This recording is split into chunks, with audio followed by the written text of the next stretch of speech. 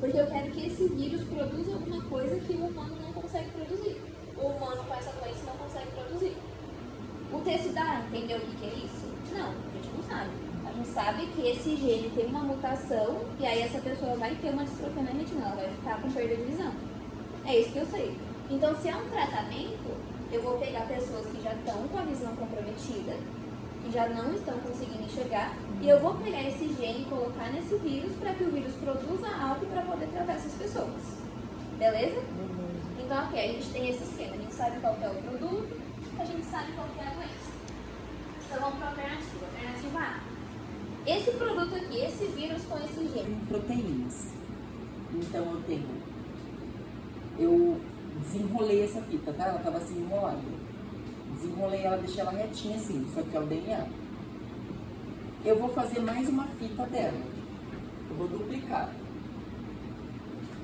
Fiz um processo de duplicação. Ambos são DNA. É o primeiro processo que a gente faz. Dupliquei o DNA.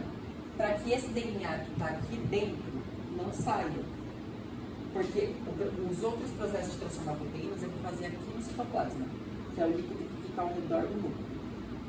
Então eu não quero que essa fita que está aqui dentro saia daqui.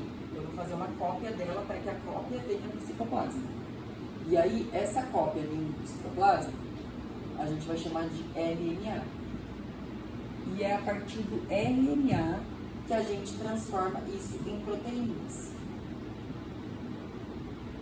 E aí existe uma série de coisas. O RNA vai passar por uma estrutura que é o RNA ribossômico. Então, o RNA ribossômico lê o RNA que foi produzido a partir dessa fita de DNA duplicada. Ou seja, o RNA ribossômico ele vai ter alteração com o que eu fizer no gene? Não. Não é o RNA ribossômico que vai ser alterado quando eu mudo o gene. Porque aqui quando o Jeff colocou RNA ribossômico, ele já está aqui, ele já existe. Ele era para RNA. Mas antes da transcrição, não lembra que tem a duplicação, tá? Para que o que está aqui não saia do núcleo. Tá bom. E o último processo é a tradução. Porque é a partir do RNA que eu vou produzir proteínas. Então não é imediato. Eu preciso de uma série de reações para que a gente tenha a produção de proteínas. Olha do que eu precisei. Precisei de duplicação, precisei de transcrição, precisei de tradução. Quando vocês virem esses nomes, duplicação, transcrição, tradução, falando de material genético, lembra que vai produzir proteína, tá? Porque proteína desempenha um monte de função no nosso corpo. Dentre elas, enzimas. Enzimas são nada mais, nada menos que proteínas, certo? Enzima, ácido meu estômago tá doendo no estômago, acho que tô com azia, sei lá. Ácido gástrico é uma enzima, que é uma proteína, tá? E aí a alternativa E, que é a nossa alternativa certa, expressão do gene responsável pela produção da enzima normal. Essa terapia, ela vai aumentar a expressão do gene responsável, hein? Questão endócrina e questão de anatomia humana, fisiologia humana cai muito, principalmente fisiologia endócrina. Então, hormônios, se eu fosse dar um conselho para vocês, revisem fisiologia, um pouco de fisiologia, principalmente fisiologia endócrina. Ecologia para a parte vegetal vai cair com certeza. Aquilo de bioacumulação que a gente Exato, falou, bioacumulação. É um exemplo de ecologia, gente. Sim, e bioacumulação cai todo ano no Enem. Todo ano. E assim, vocês já fizeram... Tô aqui de manhã, um dia antes da prova do Enem.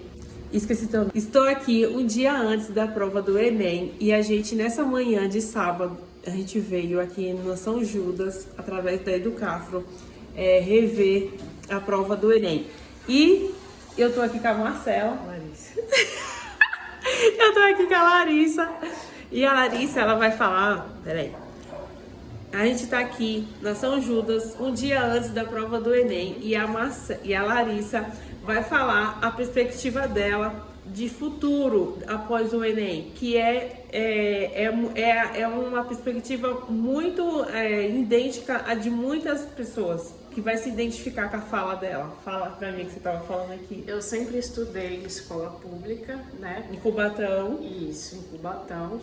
E a gente encontra vários desafios, né, aqui.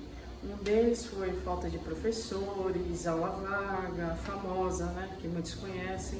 Então hoje eu me deparo para fazer um vestibular, que não tive esse suporte na rede pública e estou buscando aqui através dos alunos que receberam a gente, da Faculdade de Medicina e da Educafro, em parceria, para ajudar a gente nesse desafio. E seja o que Deus quiser. Que Deus abençoe a todos e uma boa prova.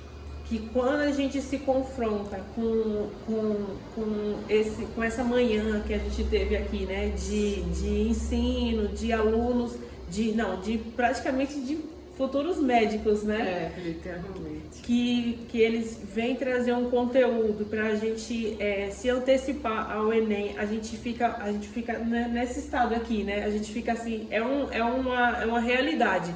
Eu acho que por isso que há muita defasagem das inscrições quando as pessoas vão fazer a prova, não é?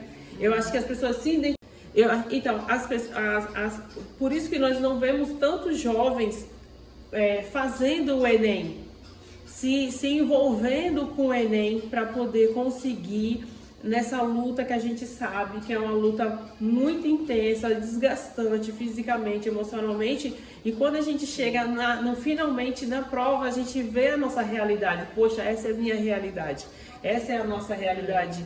A gente não conseguiu ter uma base, a gente não conseguiu ter nenhuma perspectiva para a gente conseguir nem chegar na prova, nem ter esse estímulo de eu vou chegar lá, eu vou fazer, porque a gente olha para a nossa realidade, né? E o nosso sonho também. Você falou que tem um sonho de medicina, né? Ela tá me contando aqui do sonho Sempre dela, tive. um sonho, é sonho, gente.